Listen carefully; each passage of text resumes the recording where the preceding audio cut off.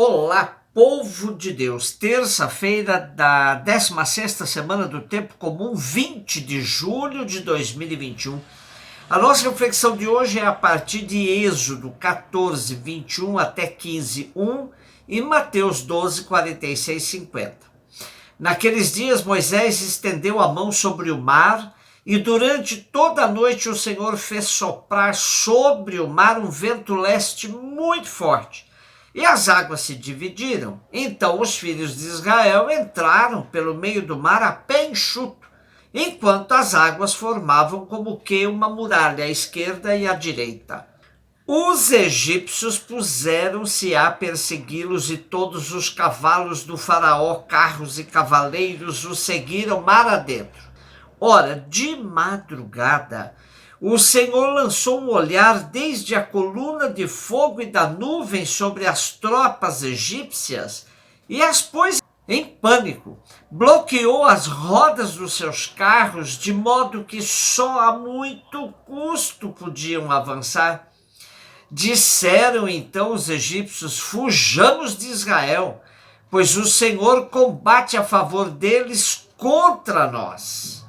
O Senhor disse a Moisés: estende a mão sobre o mar para que as águas se voltem contra os egípcios, seus carros e cavaleiros.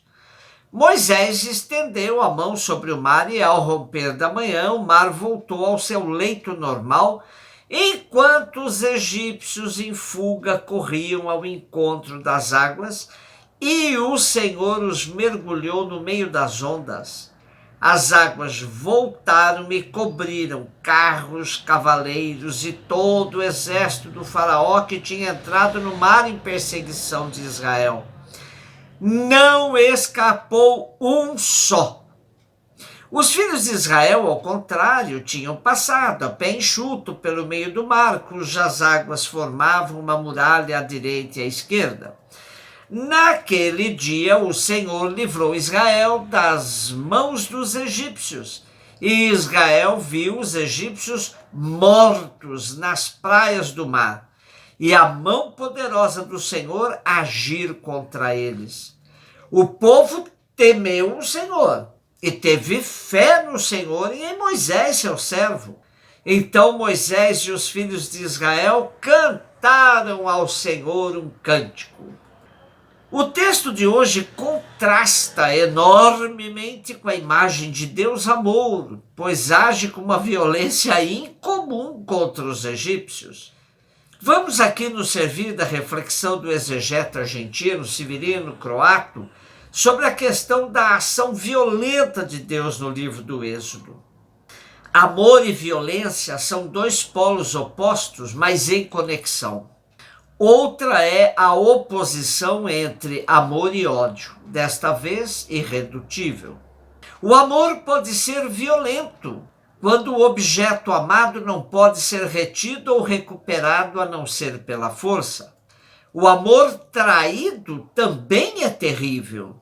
O amor para com o outro é paz, quando está bem, mas é luta quando entra a injustiça.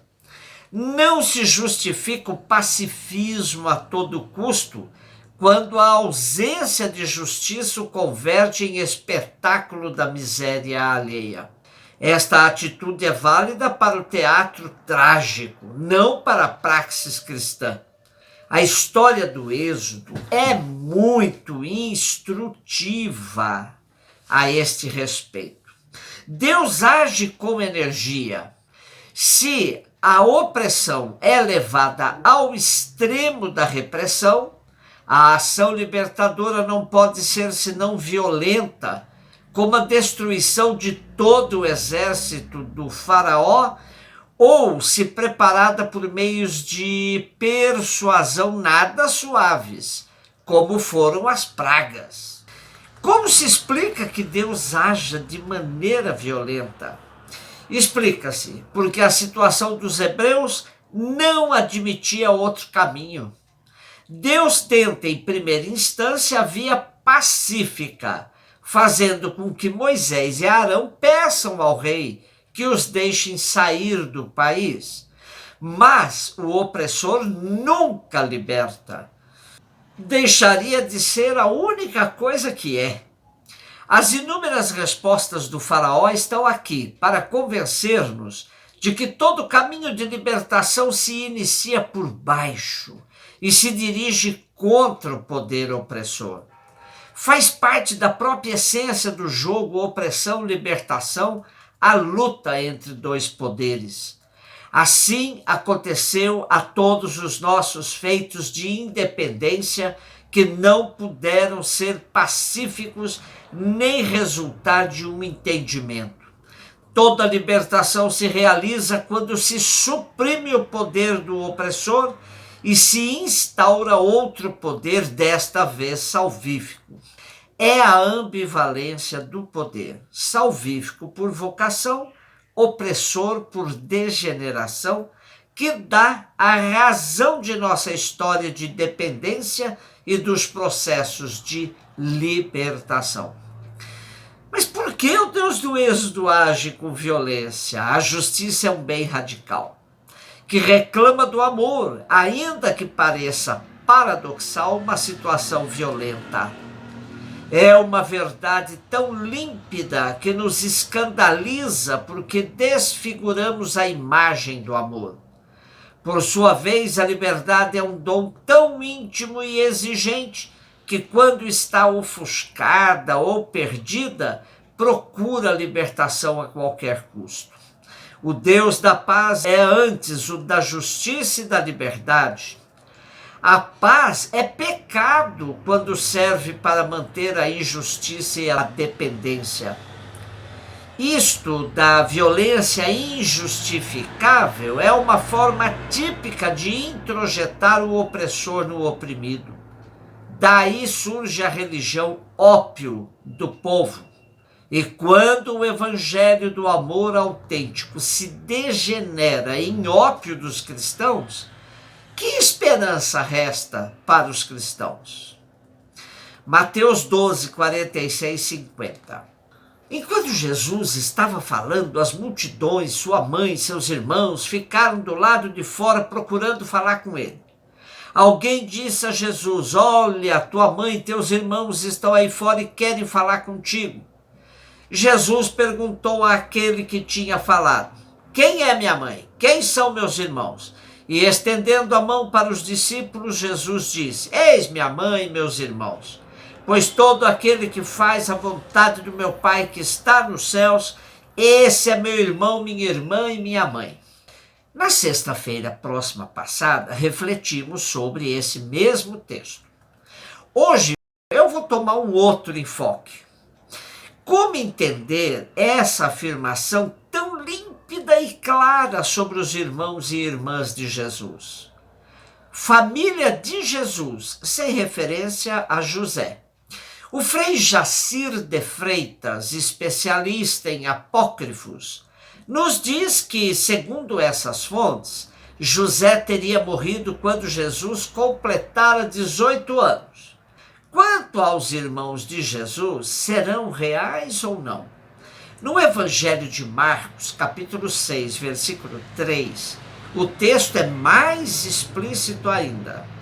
Não é ele o filho do carpinteiro, filho de Maria, irmão de Tiago, José, Judas e Simão? E suas irmãs não estão aqui conosco? Os apócrifos dão também os nomes das irmãs, Lísia e Lídia. O teólogo Pagola nos diz que na igreja antiga já havia diversas respostas ao abordar a interpretação destes textos que falam dos irmãos e irmãs de Jesus. A interpretação mais divulgada até os nossos dias foi a de São Jerônimo, que os considera primos ou parentes próximos. Outros exegetas descartam essa interpretação por razões de estudos da linguagem, a chamada ciência filológica, e consideram que esses textos falam de irmãos reais de Jesus. Bom, é preciso situar essas conclusões no contexto de uma cultura patriarcal baseada na descendência traçada através dos varões. Nesta cultura, a única coisa que se afirma quando se diz que duas pessoas são irmãs é que elas têm o mesmo pai. A Igreja Católica sempre entendeu que essas passagens não se referem a outros filhos da Virgem Maria. Voltemos aos apócrifos. Frei Jaci nos diz que, segundo essas fontes, os irmãos e irmãs de Jesus, de nosso texto, são filhos apenas de José, que quando foi escolhido para ser o pai adotivo de Jesus, tinha 90 anos e trazia consigo filhos e filhas.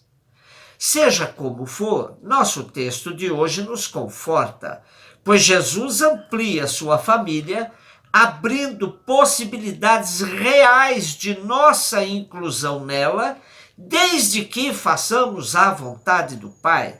E podemos também ter Maria como modelo daqueles que souberam viver de maneira exemplar, fazendo somente a vontade do Pai. Um beijo no seu coração.